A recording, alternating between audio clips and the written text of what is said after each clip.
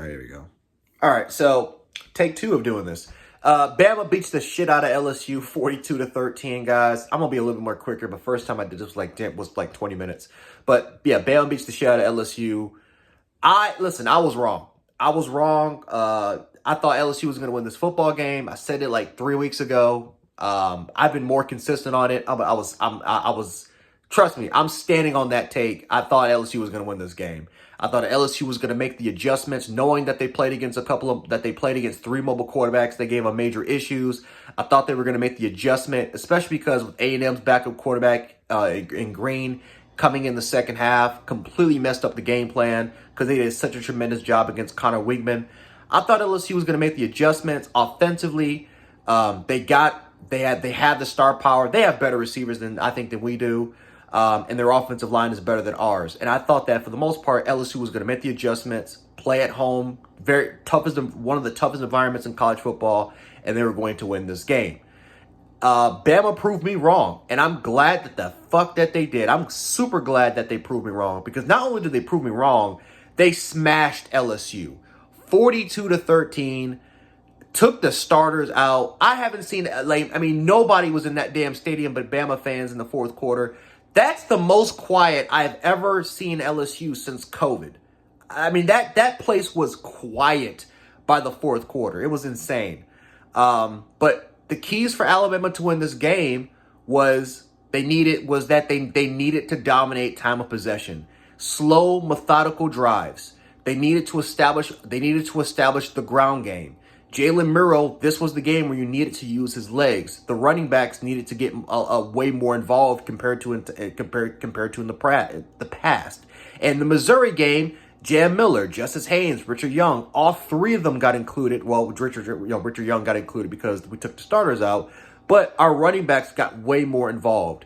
So this game, the one thing that I'm super glad that Alabama did not do was go away from what worked, what A&M was able to be successful at, what South Carolina was able to be successful at, what we were able to be successful at last year against this same LSU football team is exactly what we did in this game. We stuck with what worked. We didn't try to be too cute. We didn't try to be too whimsical. We didn't try to make Milrow into Michael Penix.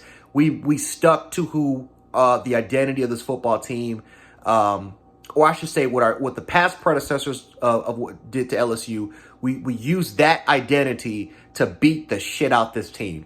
Offensive line completely neutralized LSU's front seven. And LSU's a heavy blitz team. They're one of the best blitzing teams in the country, and they also are the most frequent. They're one of the more frequent blitzing teams in the country. We completely neutralized it for the most part, right? They had some success, but for the most part, the majority of the game, we were able to kind of neutralize it. For the most part, Jalen Murrow was his decisiveness, his poise was perfect today, guys. Perfect. And again, you don't have to be he had 109 yards. He was decisive in the passing game. He was decisive in the running game. He was able to make quick, smart decisions. Didn't try to go for the big runs all the damn time. Didn't try to bounce it out. He took exactly what was given to him, and the exact same thing with Justice Haynes. The exact same thing happened with Jam Miller. They made the necessary runs. Whenever they needed to put their head down, they put their head down. When if they had to bounce to the outside, which was kind of rarely, then they would do it. But for the most part, they didn't play selfish ball. They went out there and got they grinded and got the dirty work, and they didn't pop off for a lot of huge runs. A lot of the huge runs were set up because of Jalen Murrow, and how really good this offensive line was. A lot of it was on option plays. Some of it was just on pure QB run designs.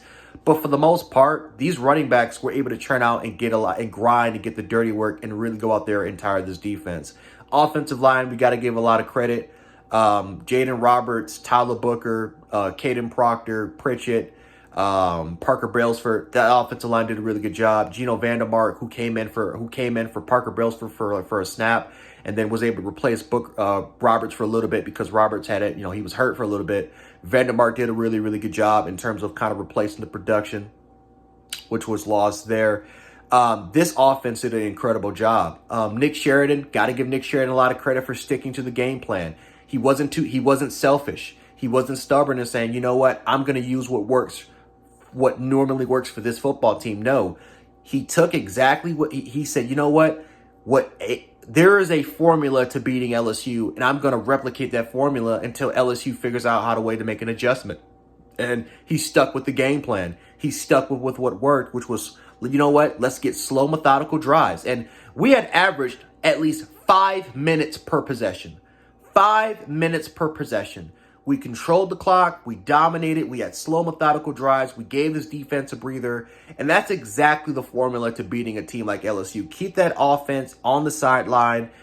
Continue to disrupt the rhythm, disrupt the flow of the game, and keep that crowd silent. And from start to finish, we absolutely controlled this football game. This is probably one of the best offensive performances we've had pretty much all year, if not the best offensive performance, because we were good from the first quarter to the last quarter. It was consistency all throughout, right? And that is something that's something that you can be happy with.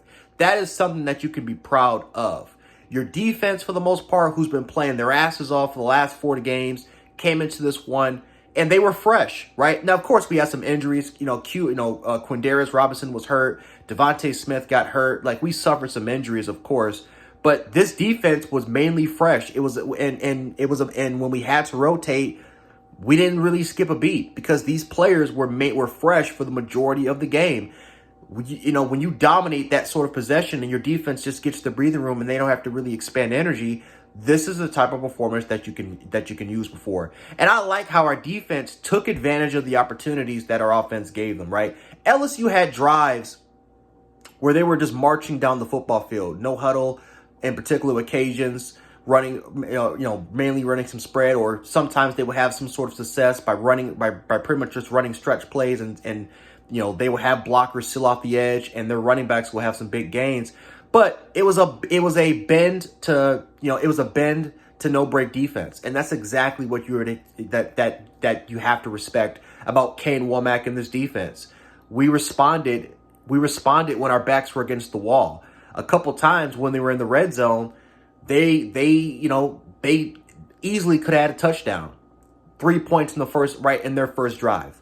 Then Deontay Lawson gets an interception, right, because he kind of bypasses the receiver a little bit, kind of comes back to the inside slant. Deontay Lawson kind of fools it, and boom, was able to pick the ball off. We were, offensively, we got the ball, drive, score, and touchdown in that situation. This defense, again, they have two amazing tackles that are going to be first round picks. A lot of our sacks were mainly because we were able to send a lot of different looks, different sort of pressures. Again, we shown a lot of different looks in terms of disguising our coverages, and we were able to kind of confuse Nussmeier on certain occasions, and for him to kind of hold on to the ball a little bit longer than anticipated. But mainly, we dominated the interior with our interior pass rush. We dominated with our interior pass rush. We forced Nussmeier to kind of try to go outside, right? Try to go outside a little bit.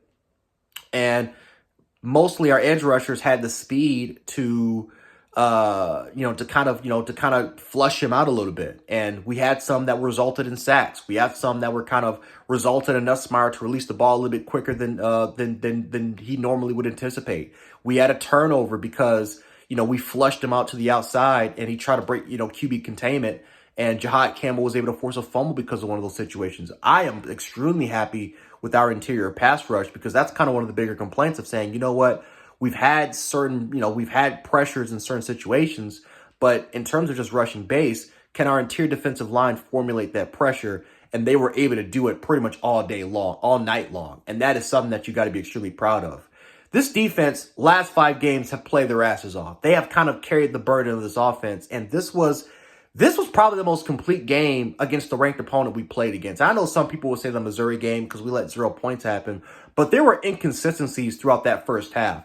We were great. The defense and the offense were in perfect sync from the first quarter to the last quarter. It was a perfect game damn near for this football team. And I'm glad that it happened to this LSU team because LSU is a good football team. They're a good football team, right? Despite the score, despite the outcome, they're at 3 losses. LSU is a good football team. Alabama just beat the shit out of them. They just did. It was perfect. The game plan offensively was perfect. The game plan defensively was perfect. It was a perfect sync, perfect synergy for the most part, and that's exactly what we need to do in order for us to potentially not just make it to the playoffs, but go far in the playoffs and compete for a championship. Our toughest stretch is over with. Now all of a sudden, now you have Mercer, you have Oklahoma, you have Mercer or whatever the order is, but Oklahoma, Mercer, and Auburn. That's your stretch. And if you can get through that stretch, which most likely I think they will, you're in the playoffs. Now, of course, Oklahoma's the trap game. Auburn's Auburn. That's a rivalry game, even though we play them at home. That's going to be a tough opponent. Mercer should be a win. But they should, in general, get through that stretch. And if they can get through that stretch, you're making it to the playoffs. So this was the one game that I was extremely worried about. This was the one game where I thought LSU was going to win this game because of the road environment. But that place was gone by the fourth quarter. I haven't seen anything shit like that since COVID. So give Alabama a lot of credit. Give this coaching staff, which has been getting a lot of criticism, especially from me over the past weeks. Give this team a lot of credit. They fought. They bounced back. And that's exactly what, they got to keep it up. Don't stop now. Keep it going. Continue to keep it going. And if they can do that, not only can they make the playoffs, but this team could potentially make a run in the future, especially with all this chaos that's going on and all this parity what's going on in college football. So great win by Alabama. And by the way, Matt Moscona, is Bama still burning?